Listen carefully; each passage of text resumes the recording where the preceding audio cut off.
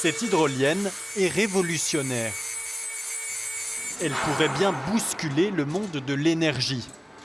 L'inventeur sait se retraiter. J'ai préféré le faire moi-même parce que c'est beaucoup plus adapté au système.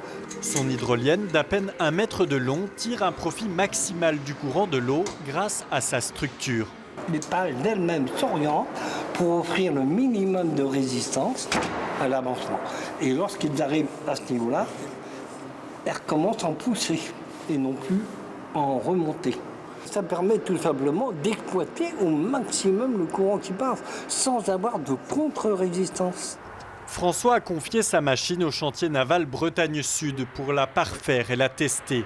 Tout près de la rivière d'Etel, l'endroit idéal. On profite en fait d'une rivière avec un courant de marée aussi dans l'autre sens, avec une profondeur suffisante jusqu'à 30 mètres. Et on est aussi à un accès très proche de la mer pour d'éventuels essais sur cette hydrolienne.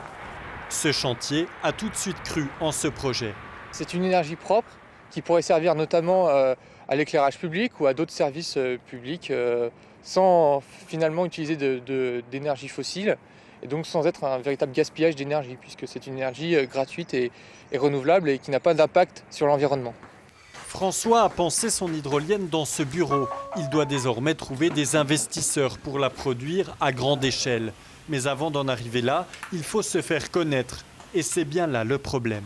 La structure actuellement n'est pas conçue pour aider les inventeurs indépendants. Ça, c'est clair.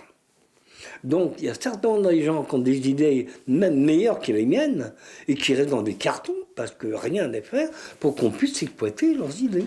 François Clément a déjà gagné 2 médailles au concours Lépine à Paris. Il est l'inventeur d'un passamare déjà commercialisé dans toute l'Europe.